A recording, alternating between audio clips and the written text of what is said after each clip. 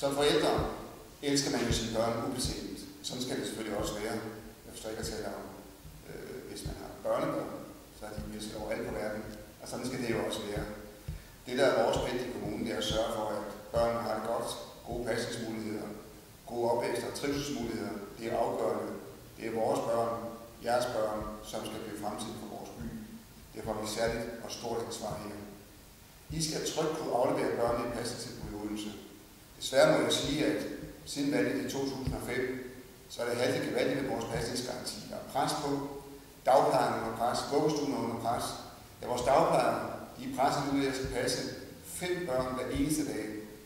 Ja, det lyder måske umiddelbart ikke så meget, men 5 børn hver dag, skal skiftes, have mad, sove, der skal busles, de skal trives, de skal have det godt.